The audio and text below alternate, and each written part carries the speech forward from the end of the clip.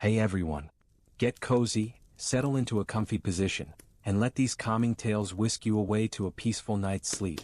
Drop a comment below on what time and from where you are watching this video and share your own late-night ritual that helps you drift off. The wind howled through the jagged peaks of the Blue Mountains, carrying with it the scent of pine and the promise of snow. In the valley below, the village of Hearthollow flickered like a dying ember against the encroaching dusk. Its lone tavern, the Rusty Tankard, glowed with the warm light of a roaring hearth, its crooked sign creaking in the gusts. Inside, the air was thick with the aroma of stale ale, roasted mutton, and the sweat of travelers seeking refuge from the cold. Kaelric, a witcher of the School of the Wolf, pushed open the heavy oak door, his silver medallion humming faintly against his chest. His white hair, streaked with dirt from the road, clung to his scarred face as he scanned the room. The tavern was alive with raucous laughter, the clink of tankards, and the low murmur of secrets traded in shadowed corners. His golden eyes, sharp as a hawk's, caught every detail: the barmaid weaving through the crowd, the dice game in the corner, the hooded figure nursing a mug in solitude. Kaelric's boots thudded against the worn floorboards as he approached the bar. "Mulled wine," he grunted, tossing a coin onto the counter. The barkeep, a stout man with a beard like a briar patch, nodded and slid a steaming mug toward him. Kaelric's fingers wrapped around it, the warmth seeping through his gloves. He hadn't been to Hearthollow in years, not since the wyvern contract that left half the village in ashes. The memories lingered like a bad dream. "Witcher," a voice rasped from behind. Kaelric didn't turn, but his hand drifted to the hilt of his silver sword. The voice belonged to a woman, her tone low and deliberate. "I've a job for you.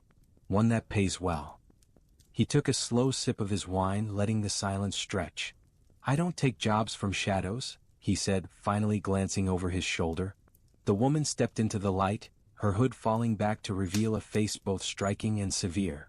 Her dark hair was braided tightly, and a jagged scar ran from her temple to her jaw. She wore a leather jerkin, practical but well-crafted, and her eyes gleamed with a mix of desperation and defiance. "Name's Vera," she said, sliding onto the stool beside him. "And I'm no shadow. I need a monster dead, and you're the only one in this god's-forsaken valley who can do it." Kaelric studied her. Most folk who sought a witcher were either fools or desperate. Vera didn't strike him as a fool. What kind of monster? She leaned closer, her voice dropping to a whisper. "A leshen. It's taken root in the Blackwood, north of here. Killed 3 hunters last week, and the village is next if it's not stopped." Kaelric's medallion thrummed harder, a subtle warning. Leshens were rare, cunning, and viciously territorial. "Leshens don't just appear," he said. "Something woke it. Or someone." Vera's eyes flickered, but she held his gaze. "Maybe. But that's your job to figure out, isn't it? 500 crowns, half now, half when it's dead." He raised an eyebrow. "Generous. Too generous. Most contracts paid a fraction of that, and only after haggling." "What aren't you telling me?" Her lips tightened, but before she could answer, a drunken shout erupted from the dice game. A burly man in furs slammed his fist on the table, accusing another of cheating. Tankards flew, and a brawl spilled across the tavern. Kaelric sighed, draining his wine. Trouble always found him in places like this. The brawl ended as quickly as it began, with the barkeep and his cudgel restoring order. Vera hadn't flinched during the chaos, her eyes fixed on Kaelric. "Well," she pressed. "Do we have a deal?" Kaelric set his empty mug down. "Show me the coin." She reached into her satchel and slid a pouch across the bar. He weighed it in his hand, heavy, promising. "All right," he said. "But I want answers before we ride. What's your stake in this?" Vera hesitated, then nodded. "Meet me at the edge of town at dawn. I'll tell you everything." She rose, pulling her hood up, and slipped into the crowd like a wraith. Kaelric watched her go, his instincts prickling. Something about her story didn't sit right, but coin was coin, and a leshen was a worthy challenge. He rented a room for the night, a cramped attic space with a straw mattress and a drafty window. Sleep came fitfully, haunted by dreams of gnarled roots and glowing eyes in the dark. At dawn, he found Vera waiting by the village gate, her horse saddled and a second mount beside it. She handed him the reins without a word, and they rode north toward the Blackwood. The forest loomed ahead, its trees twisted and dense, swallowing the morning light. Kaelric's medallion buzzed steadily now, a low hum that set his teeth on edge.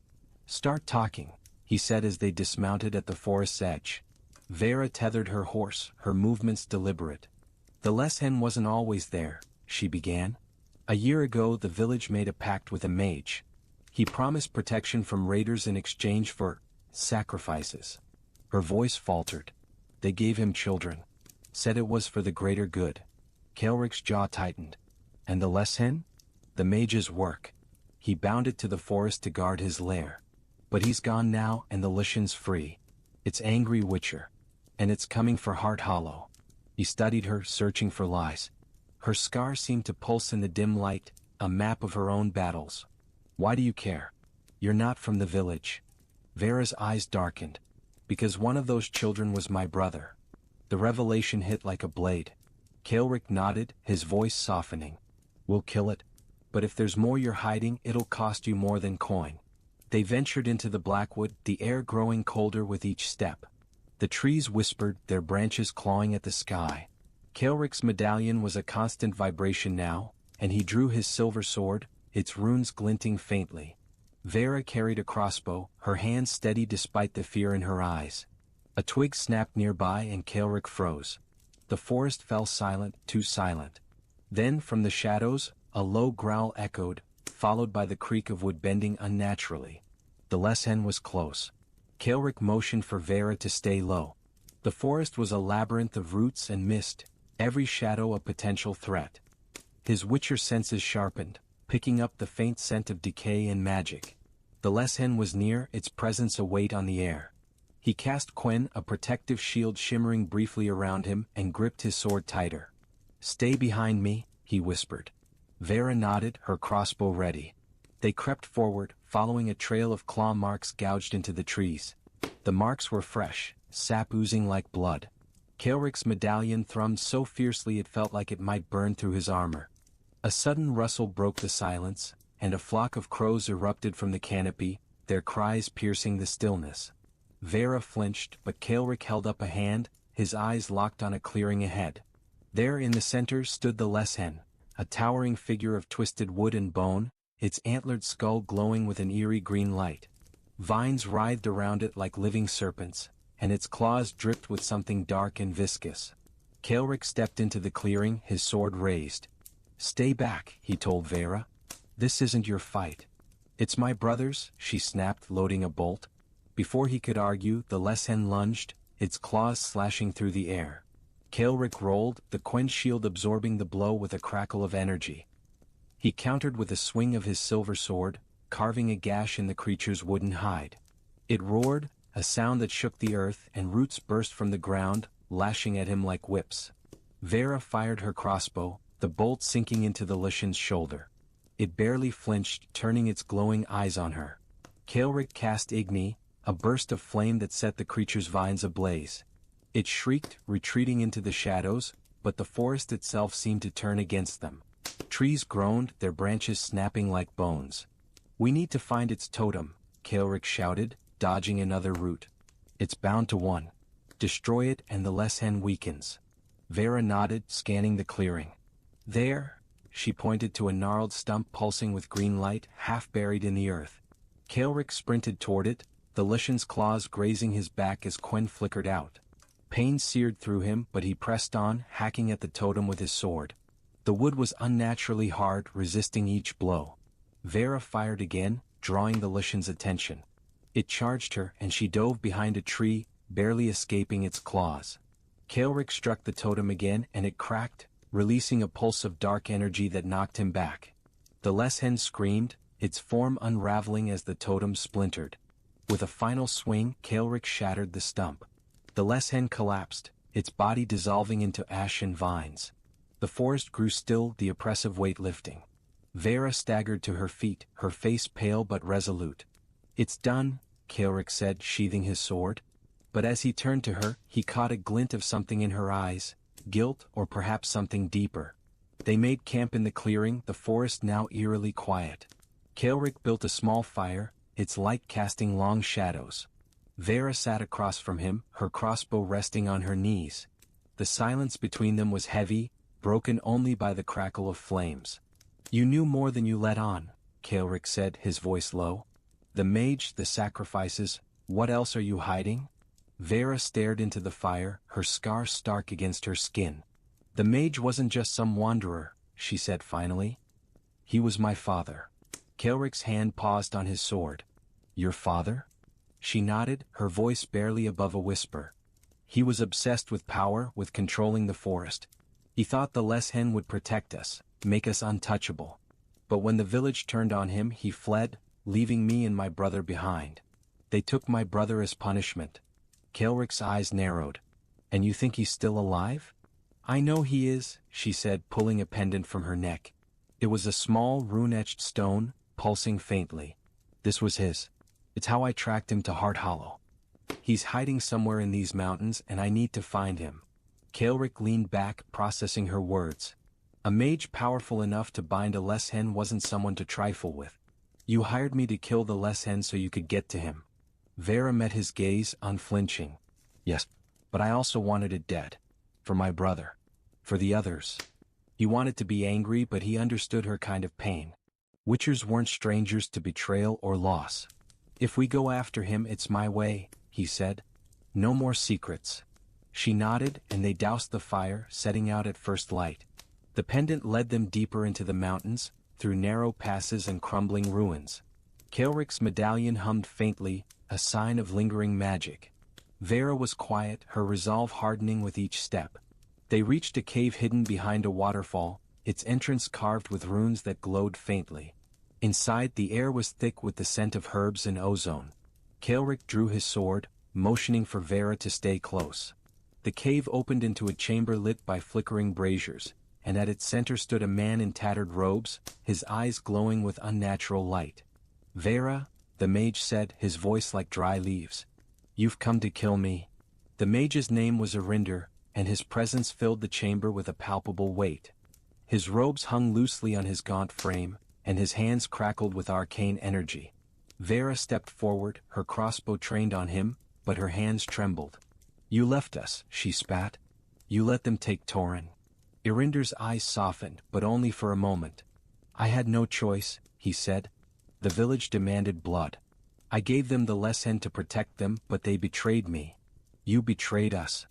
Vera's voice broke, and Kaelric placed a hand on her shoulder, steadying her. Enough, Kaelric said, his sword ready.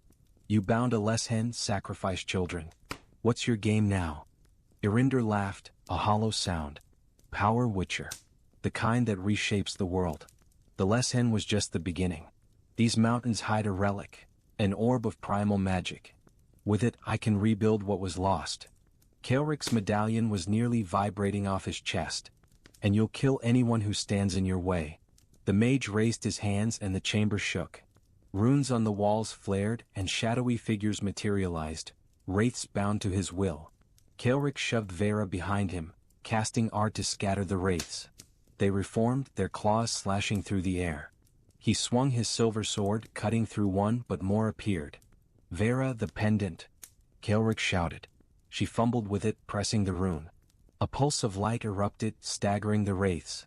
Irinder snarled, hurling a bolt of fire. Kaelric dove, the flames grazing his armor. He rolled to his feet, casting Erden to trap the wraiths in a glowing circle. Vera fired her crossbow, the bolt striking Irinder's shoulder. He staggered, but his magic surged, collapsing part of the ceiling. Kaelric tackled Vera out of the way, debris raining around them. We need to end this, he growled. She nodded, her eyes locked on her father. The orb, he keeps it close. Kaelric scanned the chamber, spotting a glowing sphere on a pedestal. He sprinted toward it, dodging wraiths and Irinder's spells. Vera covered him, her bolts keeping the mage at bay. Kaelric reached the orb, its power searing his skin even through his gloves. He smashed it with his sword, and the chamber erupted in blinding light. When the light faded, Irinder was on his knees, his magic gone. The wraiths dissolved and the runes dimmed. Vera approached, her crossbow still raised. For Tauren, she whispered and fired. Irinder collapsed lifeless. Vera dropped to her knees, tears streaming down her face. Kaelric placed a hand on her shoulder, saying nothing. Some wounds didn't heal. They left the cave as dawn broke, the waterfall shimmering in the light. Vera carried her father's pendant, its glow faded. Kaelric led the horses, his wounds bandaged but aching. The Blackwood was quiet now, its menace gone with the leshen and the mage. "You didn't have to help me," Vera said as they rode back to Hearthollow. "After I lied." Kaelric shrugged. "You paid me. And I've got my own ghosts." She managed a small smile. "What now, Witcher?" "Another contract, another tavern," he said, his eyes on the horizon. "You?" She looked at the pendant, then tucked it away. "I'll find my own path. Maybe one that doesn't end in blood." They parted ways at the village gate, Vera heading south, Kaelric north. The Rusty Tankard sign creaked as he passed, a reminder of where this all began. He didn't look back. Inside the tavern, a new crowd gathered, their laughter echoing into the night. Kaelric took a seat at the bar, ordered a mug of wine, and listened to the stories of monsters and men. Another adventure waited, just beyond the next horizon. Kaelric's mug of wine sat untouched as the din of the Rusty Tankard swirled around him. The tavern was as lively as the night before, but the air felt heavier now, thick with the weight of what he'd seen in the Blackwood. His medallion lay still against his chest, but his instincts told him the job wasn't over.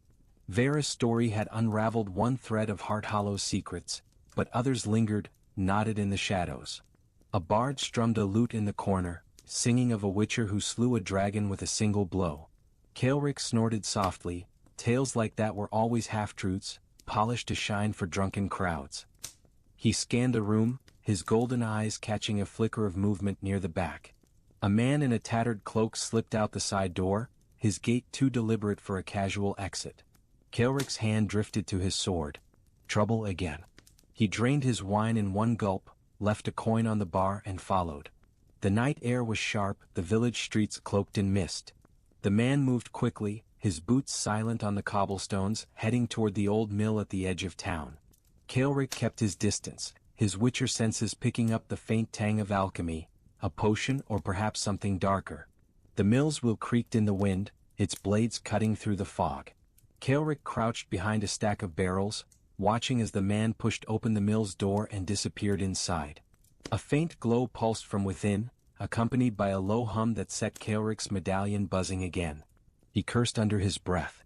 Whatever Vera's father had started, it wasn't finished. He slipped inside, his silver sword drawn. The mill's interior was a maze of gears and shadows, the air thick with the scent of mold and something metallic, blood perhaps. A narrow staircase led to a loft where the glow was brightest. Kaelric ascended, each step deliberate, his senses straining for any sign of ambush. At the top, he found the man kneeling before a crude altar, surrounded by candles and runes scratched into the floorboards. A crystal vial lay at the center, filled with a swirling, inky liquid that pulsed like a heartbeat. The man muttered an incantation, his voice trembling with urgency. Kaelric recognized the words, old magic forbidden even by mage standards. "Step away," Kaelric growled, his sword glinting in the candlelight. The man froze, his head snapping up. He was younger than Kaelric expected, barely past 20, with wild eyes and a face pale as death. "You don't understand," the man stammered. "This is the only way to save them." "Save who?" Kaelric stepped closer, his medallion thrumming wildly. "And from what?" The man's hands shook as he clutched the vial. "The village. The leshen was just a guardian. There's something worse beneath the mountains.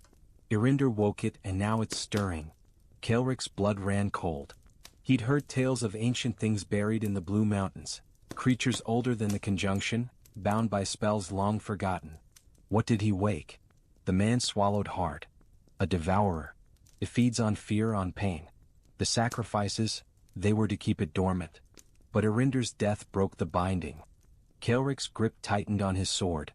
A devourer was no mere monster, it was a force of nature, a blight that could consume entire regions. And that vial? "It's a ward," the man said. "The last of Irinder's magic. If I can finish the ritual, it'll hold the devourer back. But I need time." Kaelric didn't trust him, but the fear in the man's eyes was real. "Who are you?" "Lorien," he said.